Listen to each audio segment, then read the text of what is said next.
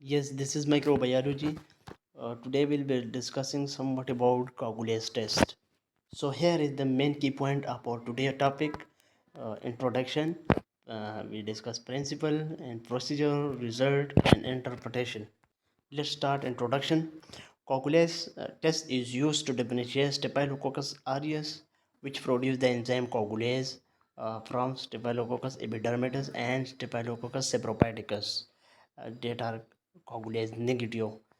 So it's mean that the Staphylococcus aureus are coagulase positive, whereas the Staphylococcus saprophyticus and epidermidis are coagulase negative.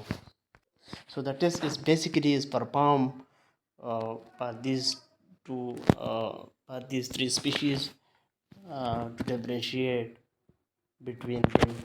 So actually, coagulase is an enzyme that is produced by Staphylococcus aureus. It's converting the fibrinogen to fibrin when we mix the plasma with the bacterial suspension, so it convert the fibrinogen to fibrin clot, and so we can visibly identify this clot, and we can that the patient is suspected with the Staphylococcus aureus. Staphylococcus aureus produce two form of coagulase enzyme, that is bound coagulase and pre-coagulase. So the bound coagulase is bound to the bacterial cell wall and react directly with the fibrinogen. This, as a result, the fibrinogen precipitate on the staphylococcal cell and causing the cell to clump, and we can visibly identify when bacterial suspension is mixed with plasma. So it's mean when we take a bacterial suspension having coagulase, bound coagulase, so it will react with the fibrinogen, and it clump the staphylococcal cell, and we visibly identify uh, in lab through clumping.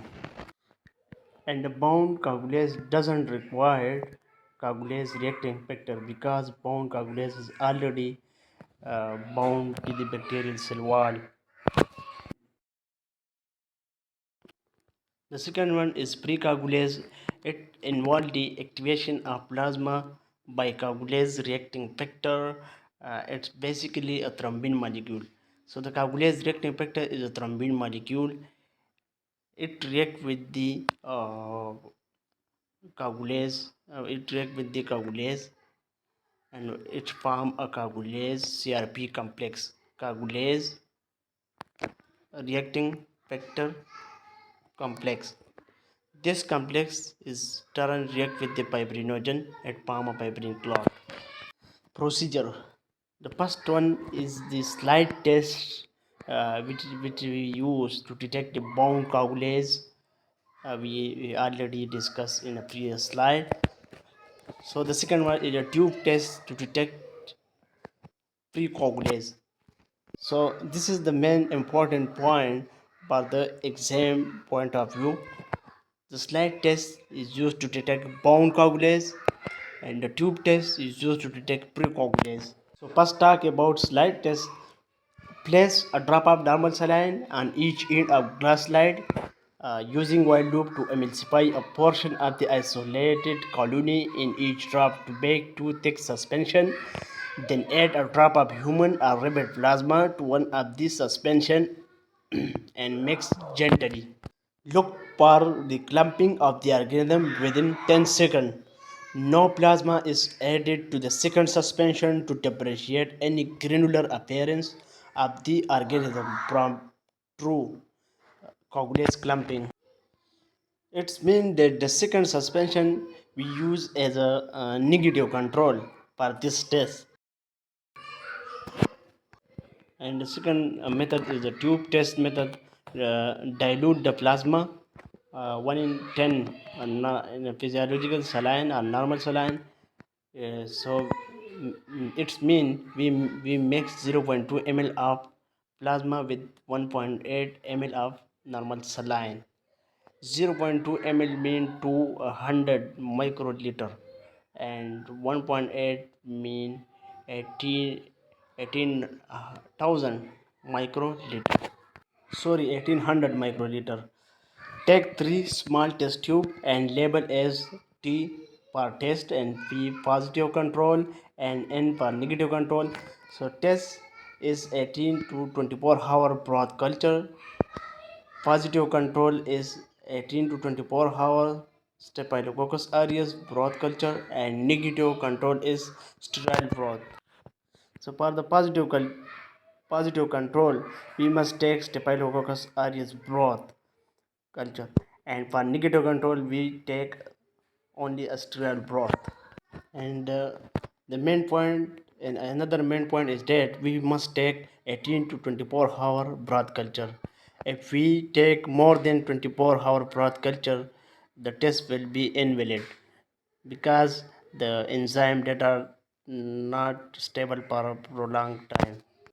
So there is another question arises is that why we take broth culture? Because the bacteria Staphylococcus that grow on the broth culture lipid medium tryptic soy broth.